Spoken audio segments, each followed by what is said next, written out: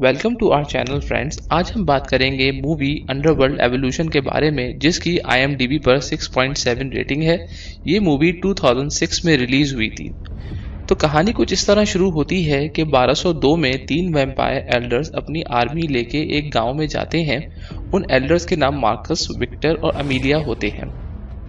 वो उस गांव में जाते हैं जहां विलियम, जो मार्कस का जुड़वा भाई होता है और पहला वेयरवुल्फ होता है, वो उस गांव पर हमला कर देता है और फिर सारे गांव वाले वेयरवुल्फ में बदलना शुरू हो जाते हैं और वहां एक लड़ाई शुरू हो जाती है।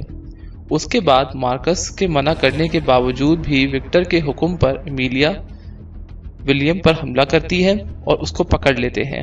और फिर विक्टर जो है वो विलियम को कैद कर लेता है और उसको ऐसी जगह लेके जाता है जो मार्कस से दूर, और उस जगह को सिर्फ विक्टर को ही पता होता है कि वो कहाँ उसने विलियम को रखा है। फिर प्रेजेंट डे में दिखाते हैं कि इवेंट्स जो पहली मूवी में हुए थे उसके फौरन बाद कहानी शुरू होती है, जब सेलिन और माइकल वैम्पायर सेफ हाउस में जाते हैं ताकि फिर सेलिन क्रेवन के पास जाए और उससे अमीलिया की मौत का बदला ले। लेकिन वहाँ सिंज का ब्लड मार्कस तक चला जाता है, जो और ताकतवर हो जाता है क्योंकि सिंज एक लाइकन होता है और उसका ब्लड मार्कस को लग जाता है। फिर मार्कस क्रेवन के बंदों को मार देता है क्योंकि वो मार्कस को मारने आते हैं, और क्रेवन की ब्लड मेमोरी से उसके मकसद जान जाता है।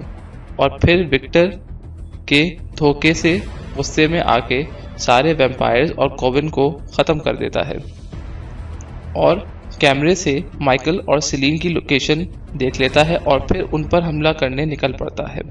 फिर मार्कस सेलिन से विक्टर की मौत का पूछता है और वजह बताने के बाद कहता है कि विक्टर इसी के लायक था। फिर वो कहता है कि सेलिन कुछ छुपा रही है और क्या वजह थी कि विक्टर ने सेलिन की फैमिली को मारने की वजह मार्कस से छुपाई थी। और फिर मार्कस सेलिन पर हमला करता है और जिसके बदले में वो भी मार्कस से लड़ाई करती है और माइकल भी मार्कस पर हमला करता है और उस लड़ाई में मार्कस बहुत जख्मी हो जाता है। फिर सेलिन और माइकल दोनों एक वेयरहाउस में छुप जाते हैं जहां माइकल सेलिन की देखभाल करता है और फिर वो सेक्स करते हैं।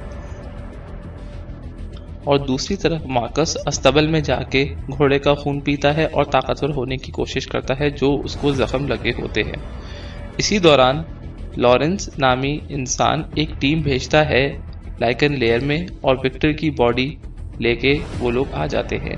फिर विक्टर की बॉडी को एग्जामिन करता है लॉरेंस और विक्टर के रिब केज में से एक मेटल डिश निकालता है। वो उसी लॉकेट से मिलती है जो सेलिन के पास होता है, जो माइकल ने लूशन के मरने के बाद अपने पास रख लिया होता है। सेलिन और माइकल को उस पेंडेंट की अहमियत का अंदाज़ा नहीं होता, जिसको मालूम करने के लिए वो एंड्रियास टेनिस के पास जाते हैं, जो एक वैम्पायर हिस्टोरियन होता है और वो जिला वतनी की ज़िंदगी गुजार रहा होता है 300 साल से, और उसको सेलिन ने ही जिला वतन किया होता है, इसलिए वो सेलिन का दुश्मन भी होता है। फिर सेलिन और माइकल टेनिस की हिफाजत पर लगे वैम्पायर्स और लाइकन्स का मुकाबला करते हैं और उनको मार के फिर वो टेनिस के पास जाते हैं और उससे मालूमात हासिल करने की कोशिश करते हैं। टेनिस बताता है कि मार्कस पहला वैम्पायर था, विक्टर नहीं, और मार्कस पहले इमॉर्टल अलेक्जेंडर कॉर्विनस का बेटा था और उसको चमगादड़ के काटने से वो वैम्पायर बन गया और वुल्फ के काटने से उसका भाई विलियम पहला वेयरवुल्फ बन गया था। एवोल्यूशन की वजह से लाइकन्स जो बाद में आए वो ह्यूमन फॉर्म में आ सकते थे, पर जो वेयरवुल्फ विलियम से बने वो ह्यूमन फॉर्म में नहीं आ सकते थे। विलियम की तबाही की वजह से मार्कस विक्टर के पास गया, जो एक वॉरलॉर्ड था और बड़ी उम्र की वजह से मरने वाला था। उसको मार्कस ने ऑफर की कि विक्टर और उसकी आर्मी को इमॉर्टल वैम्पायर बना देगा, बदले में वो विलियम को पकड़ने में उसकी मदद करेंगे। मार्कस विलियम को पकड़ के टेम करना चाहता था, लेकिन विक्टर ने मार्कस को धोखा दिया और विलियम को हमेशा के लिए प्रिजनर बना दिया और फिर झूठ बोल के एल्डेस्ट वैम्पायर बन गया और मार्कस और विलियम हाइबरनेशन में चले गए। उसने दोनों भाइयों को इसलिए नहीं मारा क्योंकि वो समझता था कि तमाम वैम्पायर और लाइकन्स उन दोनों के मरने से ख़त्म हो जाएंगे। सेलीन का बाप एक आर्किटेक्ट था जिसने विलियम का कैदखाना बनाया था और उसकी चाबी भी बनाई थी। ज़्यादा मालूमात की वजह से विक्टर ने उसकी फैमिली को मार दिया था और उसका खून पी गए और सेलीन को वैम्पायर बना दिया। फिर टेनिस ने सेलीन और माइकल को लॉरेंस के पास भेज दिया, ये कह के कि वो उनकी मदद कर सकता है मार्कस को रोकने में। उनके जाने के बाद मार्कस टेनिस के पास आता है और उसकी ब्लड मेमोरी लेके उसको मार देता है। सेलीन और माइकल लॉरेंस से जब मिलने पहुंचते हैं तो सेलीन को पता चल जाता है कि वो अलेक्जेंडर कॉर्विनस है, मार्कस और विलियम का बाप और इमॉर्टल्स में से सबसे बड़ा इमॉर्टल है।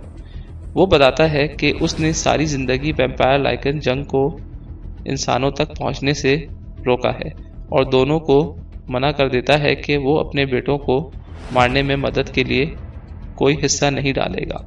फिर वहां मार्कस आ जाता है जो सेलीन की ब्लड मेमोरी से उस जगह का पता लगा लेता है जहां विलियम्स है।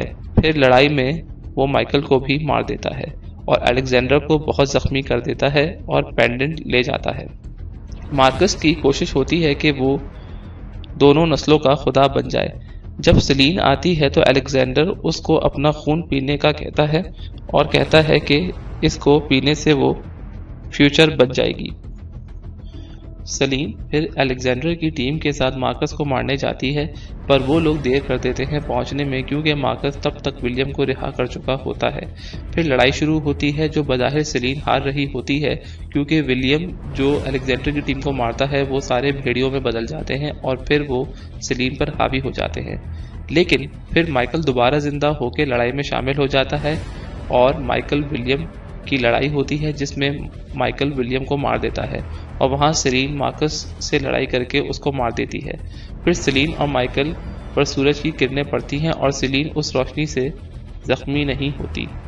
फिर सेलीन आखिर में काली रातों की पेशेंटगोई करती है और वो जानती होती है कि उनके साथ आगे भी लड़ाई होगी किसी और से।